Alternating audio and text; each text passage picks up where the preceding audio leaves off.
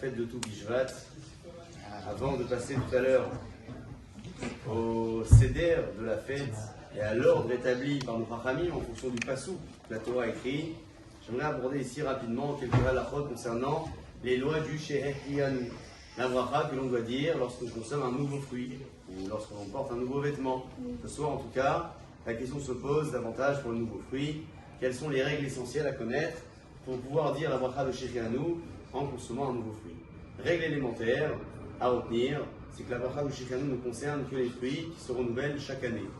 Donc, les espèces qui ne sont pas constantes toute l'année, donc on n'a pas de saison particulière, ce sont des espèces sur lesquelles on ne dira pas la bracha de Shehechianu. Vous avez une espèce très particulière, comme la halakha le considère, pour vous donner le terme plus exact, un fruit qui, je vais vous le retrouver, je suis sûr et certain, un fruit qui se renouvelle, Peri Sheno Mithadesh Mishana Leshana. C'est important de retenir le terme.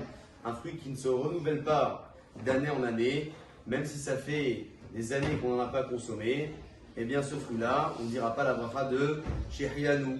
C'est-à-dire quoi un fruit qui ne se renouvelle pas d'année en année? De quoi parle-t-on? Vous avez différents fruits qui sont présents toute l'année dans toutes les saisons.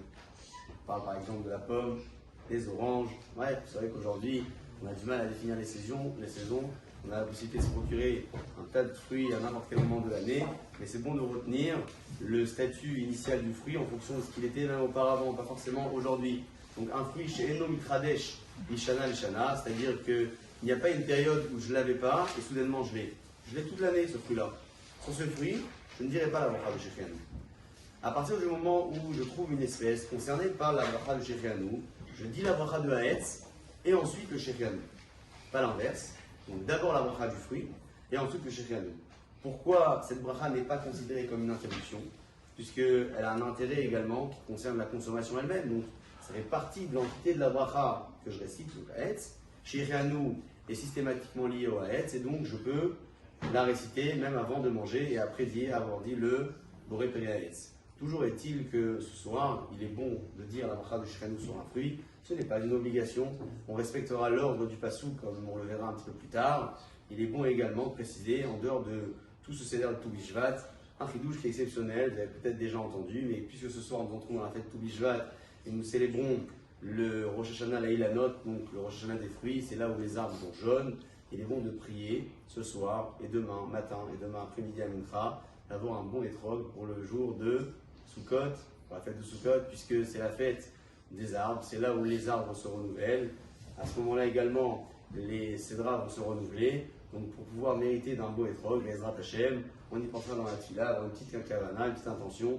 Je suis sûr que les commerçants auront une meilleure kavana que nous, mais c'est bon à savoir quand même, pour nous tous, que le choix des étrog, on peut déjà le décider dès ce soir. Derech Hagav, en passant, en parlant de l'étrog, vous savez que toute personne qui a dit la bracha de Shehechianu sur l'étrog pendant la fête de Sukkot, donc les hommes en l'occurrence, ce soir ne pourront pas dire la bracha de Shehechianu sur la confiture de l'étrog. Pour les femmes qui n'ont pas dit la bracha de Shehechianu sur l'étrog, elles pourront dire la bracha de Shehechianu ce soir en consommant cette confiture si jamais elles en ont à disposition, donc Rimti.